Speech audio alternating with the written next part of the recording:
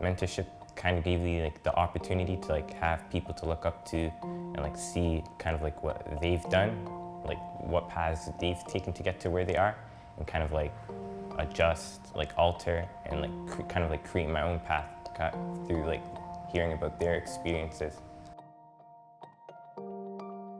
From the neighborhood that I grew up in, we were destined to fail. So I never had any older brothers. I have two beautiful older sisters, and I really never had someone to tell me what to do or what not to do or what to look out for. So I had to figure everything out for myself.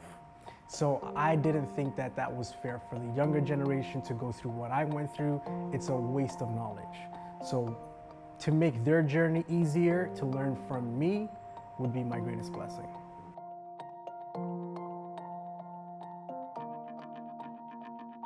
Vulnerable youth require that relationship building first before you get into anything with them. And so if a mentor doesn't have the capacity to build a relationship, understand, that things can be tough, navigate difficult situations, conflict, difficult conversations, people kind of resisting them being part of their lives, then that mentoring relationship may not flourish. So I think that mentors need some of that training before kind of building those relationships.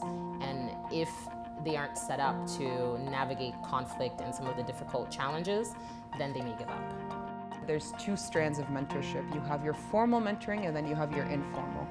The pros and cons of both is that informal mentoring can be more casual. It can be more, the mentee can open up more, especially if it's a most vulnerable youth. But with formal mentoring, you have accountability to the mentor themselves. So there's type of structure that's going on. There's an outcome or a measure that you hope to achieve, and there has to be some reliability on the mentor or commitment for 1 to 2 years to really see some type of fundamental change in a mentee's life. Mentoring anyone takes time, but I think mentoring vulnerable youth especially takes much more longer because they come with a lot of trust issues. And so I think you need to build that rapport, you need to build that trust in order to start mentoring them.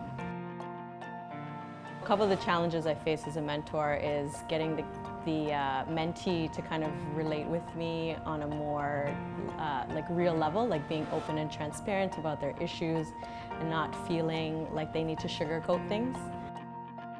I can't change people's paths, but I can kind of like salt and pepper it and kind of assist them and give them the knowledge. If they take it, they take it. If they don't, they don't. Recognizing the need for capacity building for natural mentors, so youth outreach workers, bus drivers, librarians, people in rec centers, people that the young people come into contact with on a consistent basis and who they know and who know them. It's very, very important in my opinion, only because of things like vicarious trauma and burnout. A lot of the time those folks are playing that natural mentorship role in a young person's life.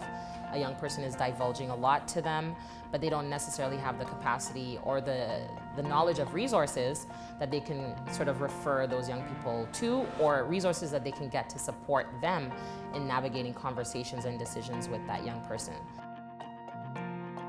From time to time, my mentor came through school, so came to school and kind of talked to me and stuff. So I guess having another person to talk about what you're going through is a good thing to have.